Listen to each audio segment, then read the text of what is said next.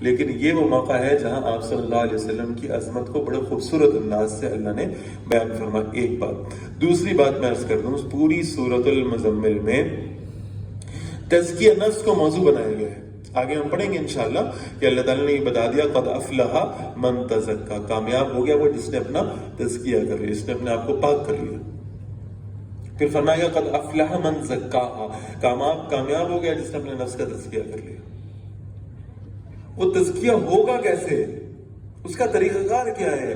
اس لیے کہ وقت گزرنے کے ساتھ ساتھ تزکیہ نفس کی بعض ایسی صورتیں ہمارے سامنے پیش کی جاتی ہیں جن کا اسلام سے بہرحال کوئی لین دین نہیں ہے. عجیب قسم کی چیزیں. آپ تزکیہ نفس کرنا چاہتے ہیں تو آپ یعنی بلا وجہ جو ہے نا وہ آپ اپنی نیند چھوڑ دیں. آپ تزکیہ نفس چاہتے ہیں تو آپ بلا وجہ جو ہے نا وہ گندے کپڑے پہنا کریں، پرانے کپڑے پہنا کریں. یعنی اس طرح کی چیزیں ہیں گویا کہ وہ ظاہری طور پر آپ کو لوگوں کے سامنے شو کرتی ہیں کہ یہ بڑا مزکی آدمی ہے، لیکن اندر سے جو تزکیہ نفس کا معاملہ وہ نہیں ہوتا. تو یہ جو مروجہ طریقہ کار ہیں تزکیہ نفس کے، ان کی نفی ہے اس اعتبار سے کہ اللہ تعالیٰ نے نفس کا تزکیہ کرنے کے لیے جو بہترین ذرائع ہیں وہ اللہ نے خود عطا فرما دی ہے.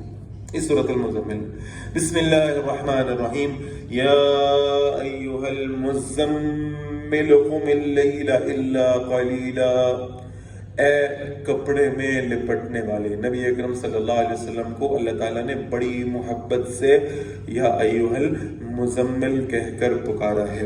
یہ جو سورہ مزمل اور مدثر نہیں، یہ چونکہ بالکل ابتدائی زمانے کی صورتیں ہیں، بلکہ سورہ مدثر کے بارے میں تو بعض حضرات کا خیال ہے کہ دوسری یا تیسری وحی یہی تھی.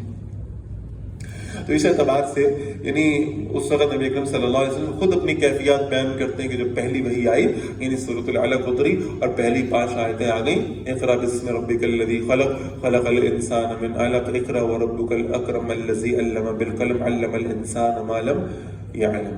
تو آپ صلی اللہ علیہ وسلم فرماتے ہیں کہ میں اتنا پریشان ہوا کہ میں واپس لوٹا اور میں نے حضرت خدیجہ رضی اللہ تعالی عنہا سے فرمایا کہ مجھ پر میری چادر اڑا دو.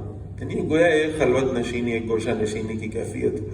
اب اس کو کہا جا رہا ہے، اس کیفیت کی بات ہو رہی ہے. یا ایھا المزمل، اے کپڑے میں لپٹنے والے، قم اللیل الا قلیلا، تزکیہ نفس چاہتے ہیں رات میں قیام کیجیے، الا قلیلا، کچھ تھوڑی مدت کے لیے.